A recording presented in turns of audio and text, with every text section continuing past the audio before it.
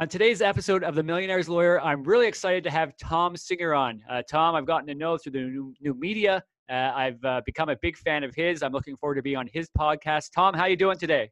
Hey, JP, I'm doing great. Thanks for having me on the show. Oh, wonderful to have you here. Now, not much of an intro for you. I would love to say that you need no introduction. Of course you don't, but for listeners who might not know who you are, can you tell them a bit more about you and what you do? So JP, I'm really, really fortunate. So I used to be in sales and marketing. I've done a variety of different things in those fields, but I would go to a lot of conferences. And when I would go to the conferences, I'd watch the speakers, the keynote speakers on stage. And I used to sit there and think, wow, she or he have a better job than I do. How do you get to do that? Yeah, that's what I want to do. Yeah. And so I explored it for about 5 years. And then 10 years ago, I became a full-time professional speaker and corporate trainer. So I make my living going to association conferences. I either serve as the opening keynoter and or the master of ceremonies at these large events. And I also go into companies for like sales kickoffs, partner meetings, things like that. And I talk to the team about how do you get people to focus on the gap that exists between potential and performance. So for lack of a better term, I'm a content and motivational speaker. Excellent. That's a great lead in actually to the gap between potential and performance. I know you've written on this. I know you speak to it. Can you go into that in a little bit more detail for our listeners, maybe business owners that are right now trying to figure out the best ways of achieving peak performance for themselves? Sure. I call it the paradox of potential. And the reason for that is we get so excited in our society by anything that has potential. We start a new business. We're like, oh yeah, I've got so much potential. I'm an expert in the field. Or we hire Becky and she comes into the company and we tell everybody, best hire I've made in years. And then a year later, we're transitioning her out of the company. Well, if Becky had so much potential, why wasn't there performance? Why weren't there results? Well, because potential alone doesn't really mean anything. We get really excited in our society by this whole idea of, knowledge is power. Well, no, it's not. Knowledge is simply potential.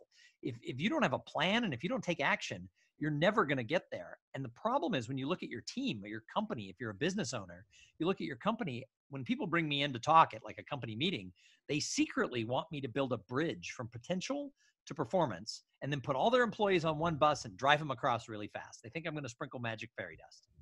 It doesn't work that way because first of all, you can't build a bridge across that because it's not static. Potential isn't a static thing. I can't anchor the edges of the bridge to that because throughout your life, JP, you're going to listen to a podcast like this. You're going to read a book. You're going to find a mentor. You're going to get a certification or an advanced degree. Your potential is constantly moving. So we can't anchor a bridge to it. Second problem is everybody's held back by things. It's not just one thing. Everybody has 2, 3, or 4 things that are holding them back. But on a team, it's not the same 2, 3, or 4 things. Everybody has different things. So it becomes an infinite amount of problems. So we can't put them on a bus and drive them across. So the analogy that I use is we have to build a scaffolding to fill that gap. And if you think about a scaffolding, it's modular. So as your potential shifts, you can add new pieces. The other thing is it's tall. It goes from the bottom all the way to the top story. And so people can go out at their own level, what they're ready to do. Some of your people, when they realize what's holding them back, they're going to go at a high level and go really fast. Others are going to go out at a low or medium level, get out on the scaffolding, look down and go, and get frozen. And what we have to do is get everybody out on the scaffolding and get them to move at their own pace. All right. I love the analogy, as you say, the scaffolding. I oftentimes talk about, for a business owner, building the right foundation for their business. You're talking about performance and building the scaffold really to support the reach for the sky, right? Or as you build higher on the scaffolding, is that the idea? Well, the scaffolding has to go higher as your opportunity goes higher, but it's really about spanning that gap that exists because people can go out and modularly move their way across that gap. And I've surveyed hundreds of people, and most people admit to me that they're not doing everything they can at work. They think they have more potential than what they're actually delivering in their performance. And so I tell people 70% of the people who've taken my survey say that they could be doing more in their job when it comes to their potential and their results. And it's not a scientific survey. I'm not a researcher. So I always tell people, if maybe I'm wrong, maybe it's not 70%. What if the numbers are off? What if it's 50%? But then as a business owner, what if 50% of your employees know that they have something holding them back? They're not sure what it is, and they're not giving you everything they can, and they know they have a gap, and some of them have a big gap. What if we could get all of them just to move a little ways across? That would move your bottom line. Okay, so I absolutely agree with that, and we're talking in euphemisms here, like the gap moving across. What are some concrete? Give us some concrete to dos. For the listener to increase their own potential, or as you describe it, narrow that gap.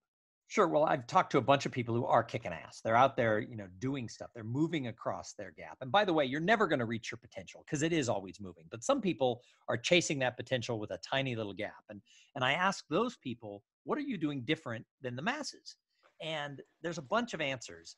But one of the ones that comes up the most is that they take ownership of their life. They don't point fingers. So I was speaking at a conference, a technology conference, and I talked about this, that if you want to succeed, you have to take ownership for good or bad of everything that happens sort of every day. And I went into some detail about it. And afterwards, a gentleman came up to me, he was CEO of a company, and he said, you just hit a reset button in my most difficult employee, because he saw himself in that story of the person who says, well, Sam didn't give me the paperwork in time. So, or Becky didn't stay and work all weekend. So that's why we didn't finish it, as opposed to saying, we didn't finish it, and here's what I'm going to do to fix it. It's being part of the solution and taking ownership of where things are going. So that's one of the biggest answers that people tell me. Another one that comes up is people say all the time, well, Thom, in my industry, you have to have better contacts. It's always the people who are well connected who are getting the opportunities. And so your network is an important part of that plan. And then the one, I mean, there's a bunch of them, but the one that's impacted my life most, that's changed my career and my business, is people who are really succeeding say that they try new things. I've talked to a bunch of executives who say, look, my business succeeds because I have systems. But if we stick to the systems, and because we're teaching people all the time, systems, systems, systems. Some people think that's my answer. But if we're not shaking it up and trying new things, then we're just going to get the results we're getting. A system can only take you as far as it's taken you in the past. So you have to be willing to put yourself out there and experiment and try new things. And I interviewed a CEO, a while back, and he said, look, you know me for this. It was my 10th company. He goes, the other ones did moderately well, some did well, some failed. But I keep trying new things, and then you get a home run. Yeah, always moving forward, always pushing the needle, always going forward, as you say, to try that new thing that may lead to that success. You raised a couple of things I want to get to there, Thom. One of them you hit on, I know you've written on this previously and you speak to, is networking with purpose, right? Talk to me about some of the ways that you have worked with people and described to them the most effective ways of networking. Well, some people roll their eyes at networking. So sometimes I'll get interviewed just about that subject because I've written books on it. And people are like, oh God, they're going to talk to the networking guy for a half hour, and they roll their eyes. Well, the reality is that all opportunities in life, all of them, come from people. We are an intertwined society, and our business world is intertwined.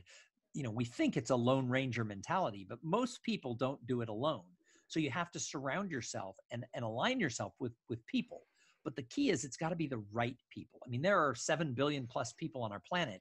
Not all of them are the ones that are going to help you. All of them have value for somebody, but not all of them are the ones you need to meet. So part of the thing is you have to be intentional in your networking. You have to realize, and it's not just, ooh, who can help me? So many people think networking is finding that person up the ladder who will reach down and help you. And they're never thinking about the opposite side of that sometimes it's your peers, and sometimes it's people farther down the ladder that you have to reach back to. So if you're only chasing the more famous person or the more successful person in your networking efforts, you're kind of a taker. And the real givers in the world are getting sick and tired of takers. So what you have to do is you have to go, I tell people, don't go to a networking event with the intention of who can I meet who will help me. Go to the networking event, say, who's the one person I can meet that I can have a real help in their business. And the point is, people will notice that that's what you're doing. And then the givers who are higher up than you will come out of the woodwork to help you. So it's got to be this infrastructure of give and take, and you cannot keep score. You're going to have to help others more than people are going to help you. And if you try to keep score, you're going to get frustrated, you're going to get pissed, and you're going to say the networking stuff doesn't work. But if you just go out and say, I want to serve the people in my community, all of a sudden the people who can really serve you are going to be like, hey, JP, let me help you. Yeah, it tends to come back in spades, doesn't it? It really does. If you're helping others, that's what I've experienced it myself, and I've watched my most successful clients. They're very generous with their time and oftentimes their pocketbook, and they have told me that it's because of that they've actually been successful, because other people want to work with them, and that brings the growth that has allowed them to achieve success. Well, one of the things I see is a lot of people who get successful. I mean, we get busy, and there's only so much time as a commodity. There's only so much time. And a big term that popped up a few years ago was, oh, you have to protect your time. So say no to people. There was a lot of stuff written, a lot of speakers out there teaching people how to say no. And it's true, you cannot say yes to everybody. The problem is that people take this to heart, and they start, like, there's a bunch of people, especially in the speaker world and the podcaster world, who are like, I hate it when people call and say, I want to pick your brain. They need to pay me. My time is limited. And it's like, well, wait a minute. How many calls are you getting? I talked to this person the other day, and she goes, when people say they want to pick my brain, I delete them. I don't take any calls. I go, God, how many calls are you getting? And she goes, at least once a week. And I'm like, well, I get once a week, but I will meet with anybody. If I got 100 calls, I couldn't do it, but I'm getting like a call a week from someone who wants to start a podcast or write a book or be a speaker. So my answer is they have to do it on my time, which means if we're going to be in person, if they live in my city, we do it at 7:00 at the Starbucks near my house. Yeah. And I live on the outskirts of town. And a lot of people go, I can't be there at 7 a.m. Okay, well, that's my free consulting hour. So, you let me know when you can do it. I go to Starbucks at 7 almost every day. So any day you want, we can probably do it if I'm in town. And if they're out of town, then we're going to do it when I'm like sitting in an airport. Yep. Or, on a time when I'm on a drive. And they're like, oh, that doesn't work for me. Could you do, 2:00 tomorrow? Well, no, I'm meeting with a paying client then. So, but I think that if you shut everybody out who's down the ladder, then I think you're doing a disservice not only to society but to yourself. Yeah, it's great. And as you say, it's in giving. The person in the network should respect your time, and if they are worthy of it, they'll work themselves in as need be. So I think it's pretty important to do that. You mentioned something else, Tom, I want to get back to. You and I offline have talked about a couple of other endeavors that you have that otherwise occupy and I think allow you to hone your skill. You mentioned that the business owner or an individual looking to shorten that gap needs to try new things or do new things. You certainly have been you take your own advice, don't you? What are some of the new things or some of the things that you do to keep yourself sharp and make sure you're doing new things all the time? Well, I have to preface this that I wasn't always this way. So when I turned 50, like a lot of people do, I probably had some soul searching and everything else, but I realized that I had a bad habit. And this was as I was doing this research about potential. So a lot of this stuff was new and fresh, but I realized that I tended throughout my life to say yes to things I knew I would be good at. So the types of jobs I took, vacations that I took, or activities I participated in, it fell into line that if I was going to look good or if it was going to be cool for me, then I would do it. If it was pushing me, I wouldn't do it. And I didn't like that. And this whole try new things was bubbling up. So I made a commitment when I turned 50 that I was going to make age 50 to 75 the best years of my life. And I was going to do it by finding ways to say yes to activities in my personal life and business. And the first thing I did was I used to weigh 30 pounds more. And I ended up training. Somebody pushed me into it a little bit. I ended up training for a half marathon. And I had never run a mile in my life. And it was a hard, hard trek to train for. But now I'm 30 pounds healthier. I still run 10 miles a week.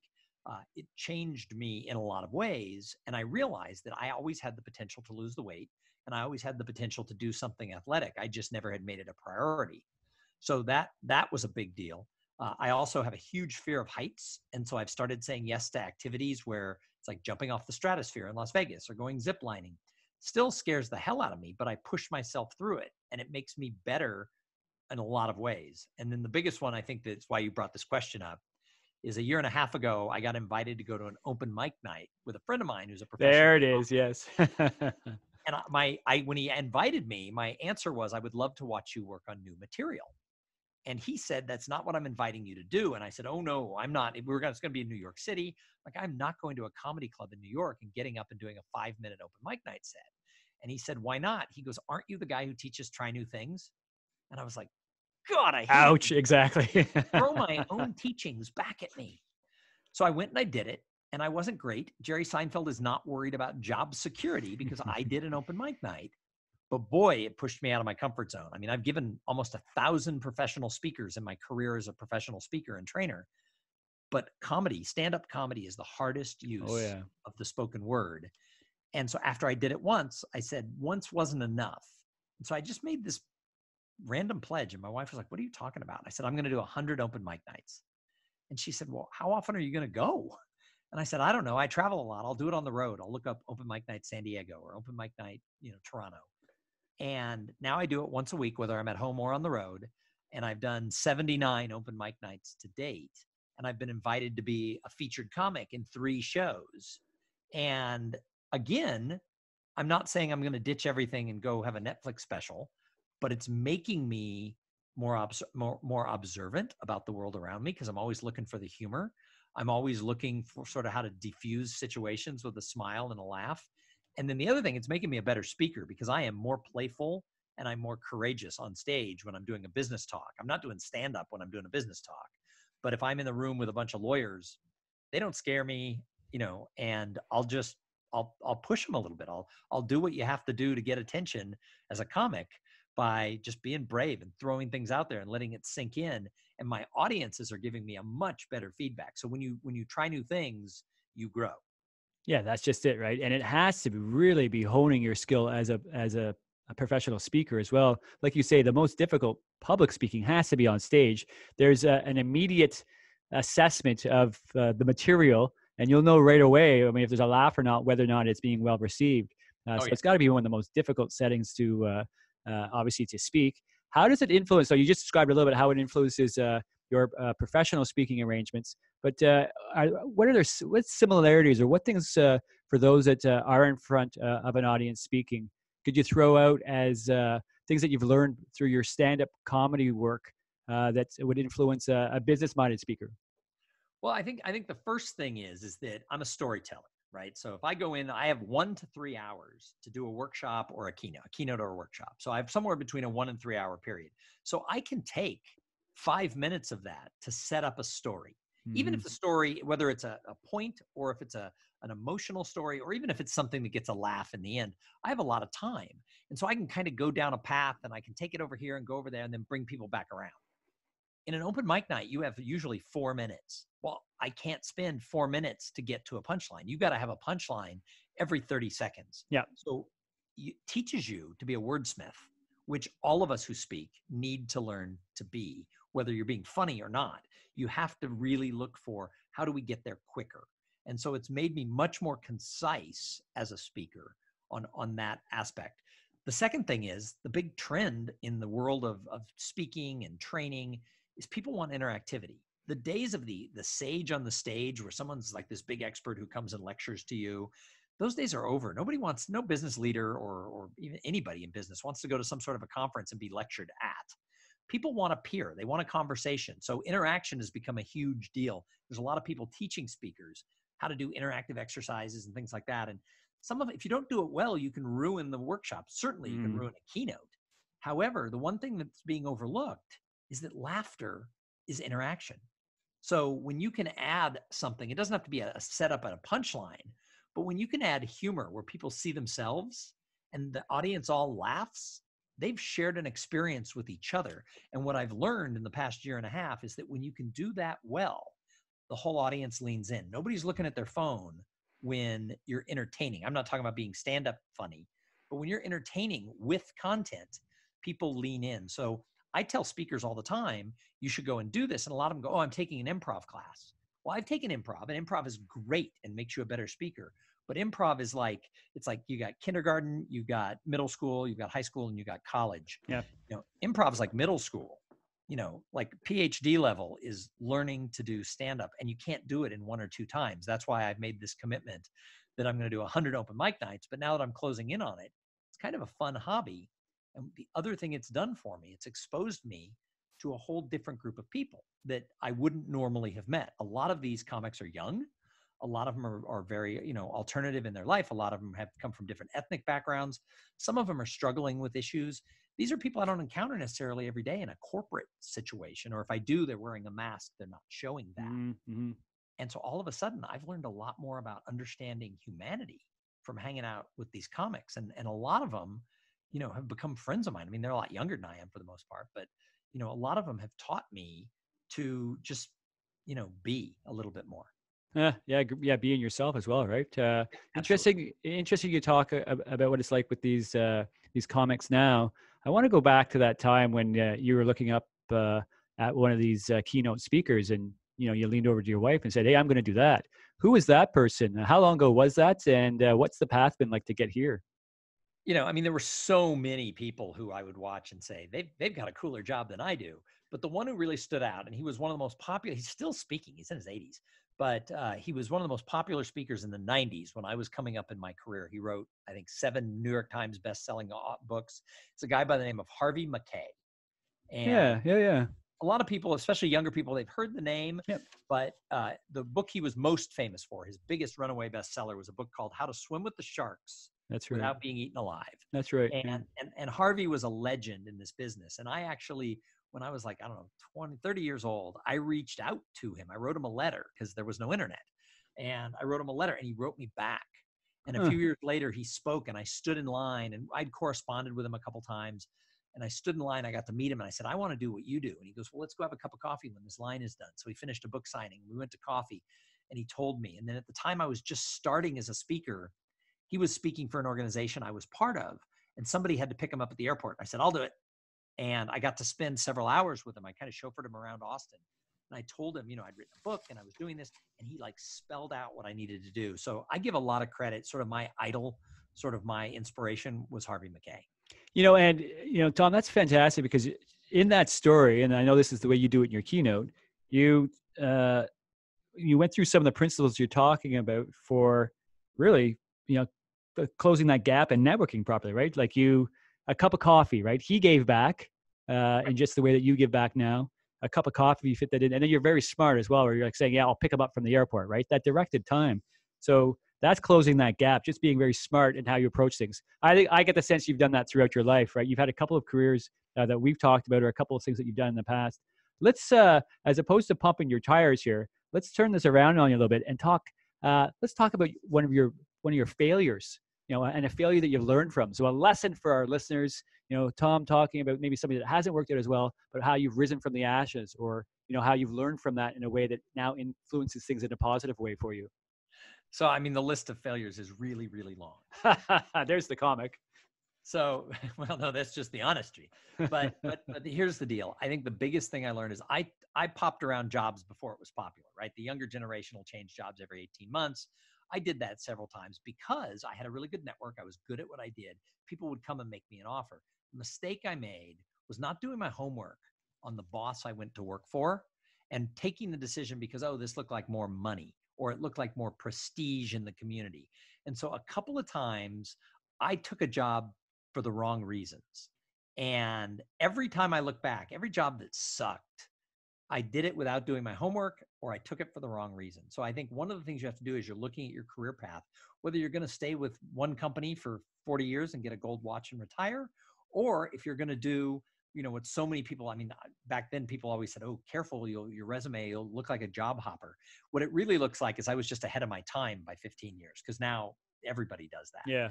But so I was actually a trend setter, but whatever, however they want to see it. But the problem was that what I found was that if I made the decision for money or prestige, rather than is this really the right fit for me and do I feel excited, it always turned out bad. And I spent a lot of my career, when I look back, with my ladder against the wrong wall, because I wasn't sure which wall it needed to be at. Now, I've been working as a speaker for 10 years, and I haven't made as much money as if I had stayed as a vice president of marketing for a company. However, my ladder's against the right wall. I really like what I do. I'm really good at it. And I gave a presentation to an audience of, I don't know, I think it was like 800 people. This person came up to me afterwards and said, I really, really thought you were great as a speaker. And of course, my ego gets stroked. I'm like, oh, thank you. He goes, can I ask you a question? Do you like what you do? And before I could answer, he goes, because if you don't, you're a great actor. Yeah. He goes, because it just oozes out of you. And my answer was, yes, I love what I do. I love it that I can share usable information. It's not just fluff. I mean, this is stuff that if people put into practice, they can avoid some of the mistakes. I mean, that gap between potential and performance, I fell into it constantly. And now, I teach people how to go out on the limb and have a little bit of a safety net, but make sure you're crossing it to get to the right wall. Oh, that's a great answer, Thom. So let's do a little bit of that exercise for our listeners. We did a little bit previously, but let me set up a scenario for you here. Typical client of the firm, and somebody that would be interested in the Millionaire's Lawyer. They've been running a business that they started for 10 years now. Things are going well. Certainly enough to support the business owner, his or her family, and 4 or 5 employees. Sales are middling. They sort of increased year over year, maybe 10% year over year. No home runs, just a good, solid, medium-sized business, or small, to medium-sized business. But the business owner has been doing it for 10 years. And, while earning a living, realizes that there has to be some kind of movement if they ever intend to retire, right? Or retire in the way that they want. So they need to pump the business up with a view to possibly selling it, or hopefully selling it. So there's, we talk about individual performance gap. There's a business performance gap here, right? But it's really led by the business owner, right? It's the business lead that they're is intertwined. tasked with. That's right. They're fully intertwined. Yeah. Because I talk about the fact that the research I've done is on individuals, but it totally plays back to the team and the company with almost no stretch. That's right. That's right. So picture it. So 10 years, right? Because I have people that say, hey, I want to sell my business in a couple of years. I'm saying, well, can you afford to, right? But for that person there, as they say, that 10-year kind of gap, I know you're going to say try new things or start thinking about doing new things, but what are some concrete things they could do at that 10-year kind of point to start saying, okay, I need to think about the next 5 years here, and I want to be somewhere different in 5 years? Well, the number one similarity to like CEOs who will ask me to come in and talk at a company meeting to the demographic that you just described, the number one similarity that runs through my clients and the people who listen to your show is a lot of people tell me when I can get them to break down what's really going on, a lot of them tell me I feel stuck. Yeah. And the words I use, not that they use, because I came up with the term, they're stuck in the high middle. And that is a lonely place to be, because if you're stuck in the high middle, who do you go and complain to, right? Your company's making a few $1 million a year. You're taking home, whatever's a good number for you. And the truth is, some people are really happy if they're taking home $250,000 a year, and some people are really happy if they're taking home $1 million a year. There's no right or wrong answer, but they're doing well compared to their friends and the people that they know and the people they hang out with. So the problem is that when you're stuck in the high middle, I mean, who's going to listen to you complaining? I talked to one person and she said, I confided in somebody and their answer was, oh, too bad you bought that new Mercedes. So, everybody looks from their own standpoint. So if you're stuck in that high middle, first thing you have to do is decide, where do I want to go? And then we can reverse engineer it. And the problem is a lot of people don't realistically give the answer. I talked to a young man the other day who he was stuck in the middle, and he wanted to get to the high. He needed to get to the high middle to go farther. And I said, what do you want in 18 months? What do you want your business to look like in 18 months?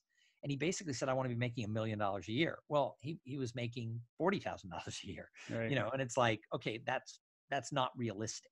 I mean, what would it take to get there? And he goes, well, I know this one person who was a cousin of a third person's, but it's like, let's not look at outliers. The biggest problem we make in our society right now is there's a lot of, I call it the guru class. There are people who are trying to consult with everybody. And the only person who makes money is the guru, because they're trying to play off of some outlier who did this thing one time. Let's look at the masses of successful, high middle entrepreneurs who have a business that's been around 10 years. Let's find the people who went up the ladder or are going up the ladder, who are your peers. So one of my big things is, yes, you need to have business advisors. You need to hire coaches. You need to listen to shows like this, but you also need to surround yourself with some peers. Now, those peers can be a little bit higher on the ladder. They can be at your level. They can be a little lower, but you need to get around some people who are doers. And so I'm a real big believer in joining some sort of a peer mastermind group, whether it's Vistage or EO or something. Because if you can get around like-minded people who are willing to be honest and say, here's what I'm struggling with, you're going to go like, oh my God, I'm struggling with that too. Because we put all these weights on our shoulders that we think we're the only one. So you need some sort of a mastermind group of peers that you can get really close with, really honest with, and figure it out. And then the other thing is you got to get your team on board. And the problem is, I talk to a lot of people in a lot of companies, and the boss will tell me, I wish my people would try new things. I wish they would take risks. And then I meet with the people and they're like, the boss wants us to follow the systems. He created systems. Well, systems are important for business. It's great. It's how we hire people and get them in, follow the system. But if we don't let anybody ever buck the system, we're only going to get the same results. So the team and the owner have to get on this thing that this is what we're trying to do. And if your team can see that when you win, they're going to win, they're going to be right on board. But if they're like, well, wait a minute, he's going to sell it and we're all going to get fired, they're not going to do it. So A, you need peers, and then B, you need real communication with your people. Yeah, make sure that it's all aligned, right? And it's communication that's going to do that. For the business owner, or I guess you get a lot of keynotes on motivation. I think you just described one of the principles, but what are other things that a business owner can be saying to their employees that might be working at that 50% you described before, the 70%? How could they motivate them to take it up a notch? Well, part of it is find out what they want to do, right? So I had a woman come to hire me. The last job I had before I worked for myself, she said, "You want to be a professional speaker, don't you?" And I said, "Yeah." And I was working as director of marketing and business development for a bank. She had a consulting firm. And she's like, "I have a great idea. Come to work for me for 3 years. In that 3 years, you work your ass off to help me figure out where the holes are in my marketing. And if you do that, I will give you, in addition to your 2 weeks vacation that you get, because it was kind of a traditional business, you got 2 weeks vacation. She goes, I'll give you another 2 weeks vacation that you can use to go do speaking gigs. Because what I was doing at the bank was taking a day off to go give a speech Right. in Chicago or whatever, rushing back. She goes, I'll give you an additional 2 weeks or more, as long as while you're on the road, you do your work for me, you know. And we did it. And she found out what my dream was Yeah. and allowed me to work really hard, for her. Now, the recession came along and it sort of changed the game a little bit. So I ended up getting laid off. But had the business continued to grow and I continued to do the work, she was helping me fulfill my dream by working my ass off to fulfill her dream. So part of it is, it's okay if you have employees who don't want to be with you for 20 years. People are changing jobs every 18 months. I talked to a sales manager, and the CEO wanted me to come speak to the sales team. And part of my talk is about how do you connect with people in your industry? How do you position yourself as the go-to person? The sales manager goes, I don't want my salespeople as the go-to person or they'll get poached. And he would rather they be mediocre and unknown Hmm. and go out there and work. He said, because when I get star performers, they get poached. And I said, well, what you want to do is create star performers and give them reasons to stay. So, I find that fascinating that people don't want to develop their teams to be the best because they might leave. Well, they're going to leave anyway. So develop them, to raise your boat as high as they can. And then other people will say, wow, that's the place to go. That's my next stepping stone. Don't get scared of people staying 2 years and leaving. Create a situation where they want to stay and find out what their hopes and dreams are. And if they're inside the company, give them their hopes and dreams. If it's outside the company, give them that boost and let them do it.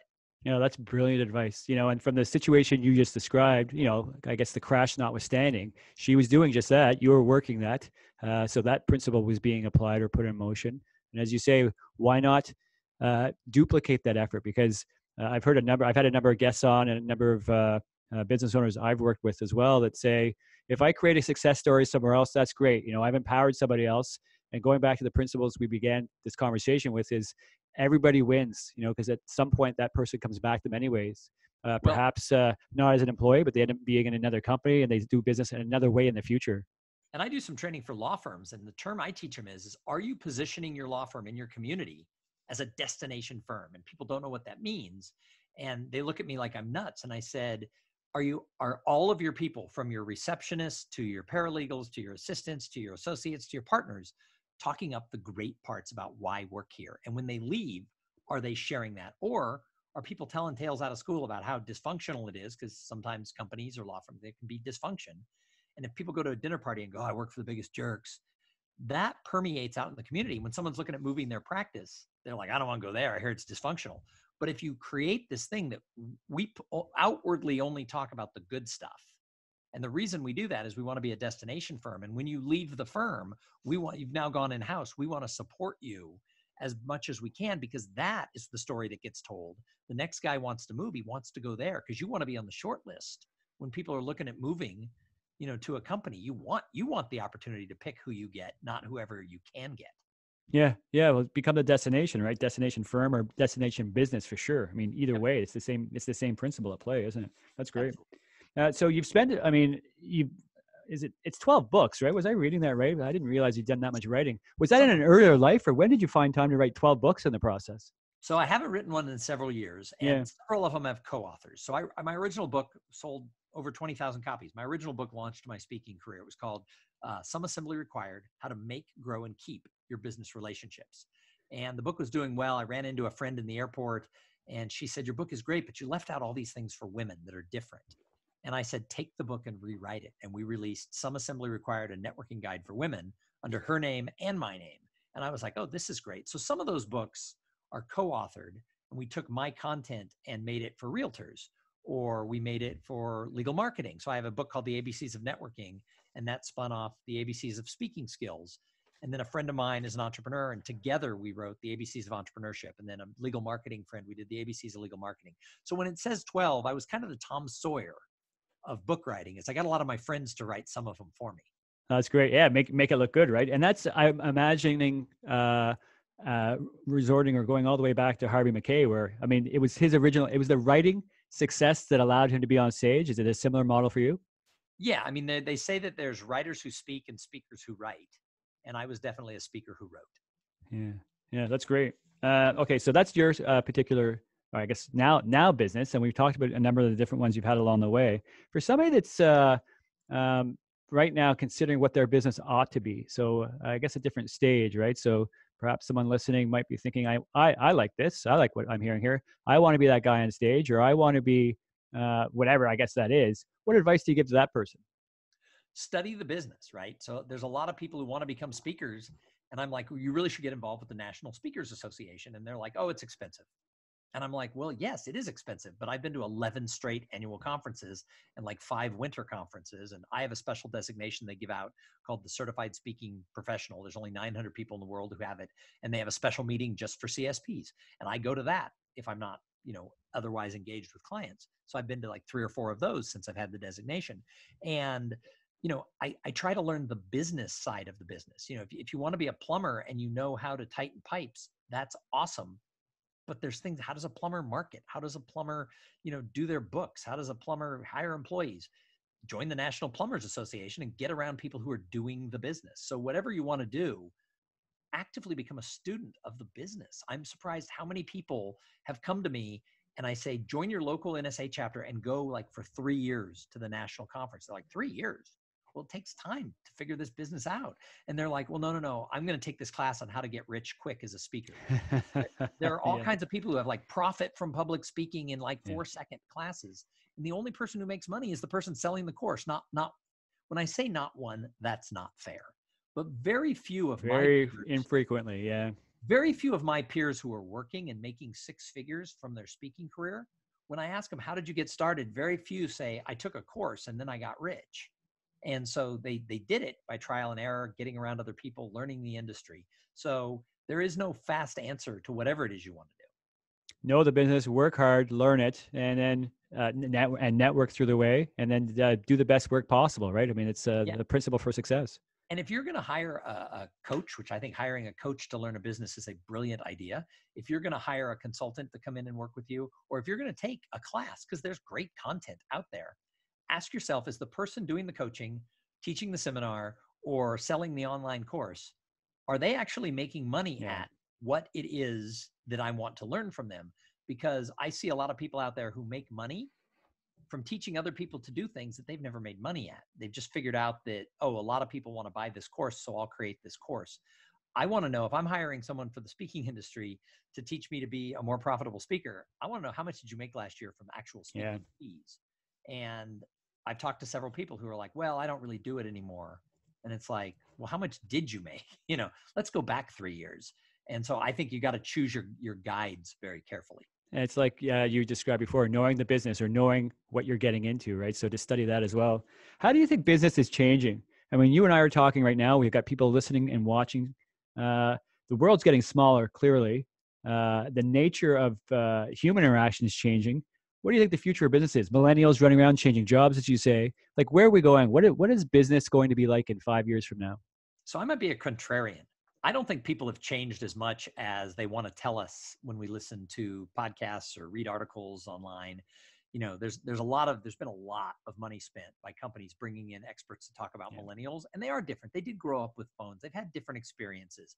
However, my dad always had a saying that said, the generations are not as different as they've said. And my dad lived to be 99 years old. So he got to see like 6 generations, go through this game from 1914, to 2000, and, he died 5 years ago. So 2009, 10, whatever. He got to see a lot of people, or no, I guess 2013. he got to see a lot of people from different generations. And he said, here's the thing. Every young generation thinks they're special and they're changing the world. And they're right, but they're also not as different as they think they are. And I argued with him because it was during this boom of, oh, the millennials are so different. We have to cater to how to work with them. And my dad said, go get the Bible. And I'm like, what are you talking about? He wasn't like terribly religious. And he said, go read any story in the Bible. You know what you're going to find? Stories about lust, greed, marriage. You're going to find stories about war and famine. You're going to find stories about business dealings that went really well, business dealings that went bad. You're going to read about governmental leaders that people adored. And you're going to read article or stories about governmental leaders who everyone absolutely went crazy berserko at the mention of their name. Does that sound familiar? Yeah. It's the same stories that are Same playing repeating out. itself, isn't it? Yeah. Isn't Right. that fascinating? So people are still people and business is still business. At the end of the day, you can want to do anything, but if you're not making a profit, you don't have a business. So you've got to get, business doesn't change. It's about selling. Yeah. The tools we use to communicate are changing, but I'm finding that there's a big push back to this whole idea of how do I really build a human relationship? Because a like, a link, a share, and a follow is awesome. But very few people are saying, oh, business sales is so easy because I have social media. Most people say it's harder because there's so much noise out there. So you really have to get out there and establish a human connection. Because if somebody says, oh my gosh, I like JP, they're going to do business. The old cliche, people do business with people they know, they like, and they trust. Still true today, but here's the difference. We're making assumptions that we know people when we really don't know them. We read their blog, we listen to their podcast, we see that public persona that they put on. It used to be to get to know you, JP. It took time, it took being in the same place, it took conversations, and along the way, like and trust would come along. Or it wouldn't, because we're not going to like and trust everybody.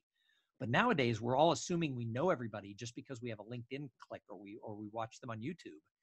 And so like and trust are harder to get to. But here's my answer. When you can get to like and trust, that's where the magic happens. And I don't think that'll ever change. Yeah, and that's, as you say, age old, isn't it? That's been from the beginning of time. That's Yep. great. I want to talk, can you just describe CSP again? You and I have talked offline about it at length, and you went it over so quickly. I want the listeners to understand what actually the significance of that designation is. So most trade associations, whether you're a plumber or whether you're a lawyer or whatever, you can get certifications through those organizations. And the National Speakers Association is no different. And many years ago, I don't know how long ago, 25, 30 years ago, they came up with a designation called the Certified Speaking Professional. But how do you, it's hard to quantify if someone's a good speaker, right? Because it's like art. You might like a Jackson Pollock and I think it's scribbles. So how do you do this with a speaker? Well, one of the things was it was based around longevity. Are you making money speaking consistently for a number of years? So in order to qualify for it, you have to have given in a 10-year period, you have to have given 250 paid speeches. Now, paid could be $500, it could be $50,000, depending on who you are, but it's hard to get paid speaking gigs. So 250 of them over 10 years may not be enough to make a living, and you may be doing it part-time. However, it's just a bar you have to clear. And the truth is it's really hard to give 250 paid professional speeches in that time. And in 5 of those 10 years, you have to have earned over $50,000 in speaking fees or stuff that you've sold in the room. Because there are models where people speak and they sell their coaching or they sell something else. So that's the thing. Then there's a peer review. They have 5 people who have the CSP watch a full hour video of you. And it knocks a lot of people out. People think, well, they're not going to be that harsh. Oh, yeah. I mean, the people who are watching this are like, you can't suck. So there's a peer review, and then they ask for 25 of your clients to fill out an online survey. They used to have to write letters. I think the year I got my CSP was the first year they could log on and answer questions about you. But they want to know that you were easy to work with, that you were professional, that you delivered what you did, that they thought you were a good, worthy hire. And so you have to actually prove that I'm doing this as a business. And so it's not easy to get. And I talk to a lot of people who are like, well, I don't think that certification matters. And my first answer is, do you qualify for it? Have you given that? Have you reached those levels? And often they say no. And I'm like, well, then you don't get to discredit my certification when you haven't given 250 paid speeches. The flip side of it is some people who are wildly successful in our business they're not joiners. They don't like the National Speakers Association. They don't play in that pool, and that's totally fine. And they're like, I don't think it's worth it because it's not like clients are looking to hire it. And it's true. People don't hire me because I have it. However, I think it shows I have a commitment to the business and to the business of meetings that not everybody who does what I do has. And some people say, yeah, I qualify, but it's not worth my time. Great. You don't have to do it. Yeah, well, and the reason I came back to it is because I knew this about the organization, and we went over it very quickly. As you describe it there, you realize how much is involved, and again, it relays or speaks to a number of the principles we've talked about through this podcast. Right, knowing your business and going to the right places, working with the right people, and you've clearly done that all the way throughout your career here. Well, and I have a friend who she's a phenomenal speaker, but she does a lot of coaching and business consulting. So she doesn't give 25 speeches a year because her schedule, where she's making all of her money, I mean, she makes a lot of money being a high paid consultant. Her schedule doesn't allow her to go give that many speeches. So she hasn't ever given, 250 speeches in a 10-year period, even though she's been speaking forever. Well, great. Then she doesn't, it's not a priority for her to have this designation. It certainly doesn't matter. She's making more money than I am. But, for a lot of people, for me, it was just a goal. I wanted to get into this business. I had to do more than $50,000 a year to feed my family. So that was like a low bar. It takes a minimum of 5 years to get it. And when I joined NSA, I said, I'm going to get it in 6 years. And I got it in 5. And the reason I got it in 5 was I just chased it.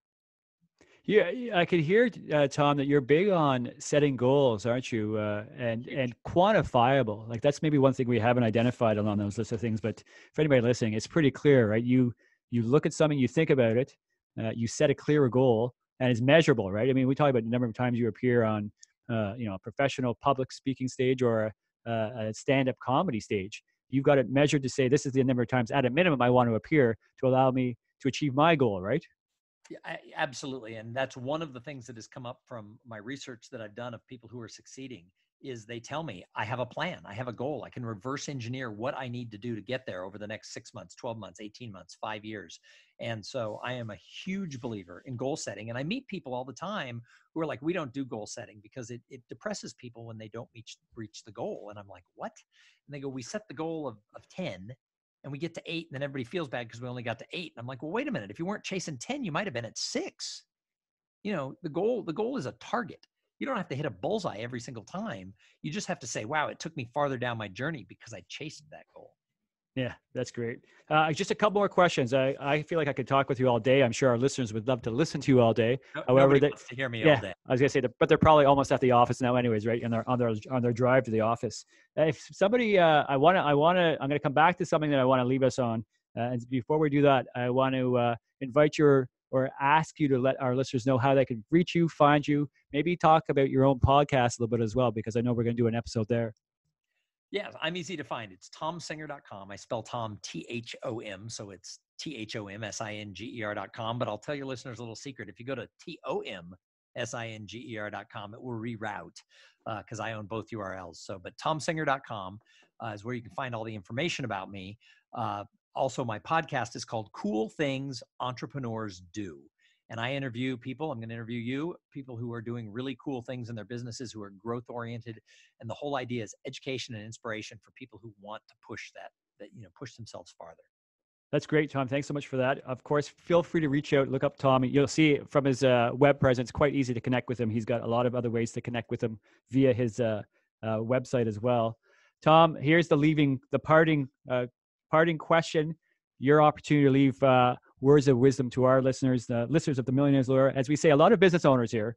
I want to harken back to Harvey Mackay. I thought it was great. A lot of our listeners will recognize the name and remember again, a number of his books, in particular the one you described. So, a young Tom's talking to an older Harvey, imagining a younger listener reaching out to the now Thom Singer. What advice does he give to that listener? And if you're willing, would you invite them to contact you as well? First of all, anybody can reach out and contact me. So yes, they can reach out by email. They can reach out, then call me and I'll, like I said, they may have to call me back when I'm in an airport, but we'll figure out a way to have a conversation. I think the biggest advice that I would give anyone who wants to go forward is, number one, you got to be tenacious. This is not easy. I don't know, there's exceptions, but I don't know anybody who's really fought their way, even to the high middle, who didn't have to make some sacrifices along the way and pull up their sleeves and just work. So I think you got to be tenacious. think the other thing you have to be is patient, because I think we live in a world of now. I mean, just looking at podcasts, right? I've done over 500 episodes of cool things entrepreneurs do. And it's just now really becoming a powerful marketing tool and a powerful credibility tool for my business and for other parts of my world.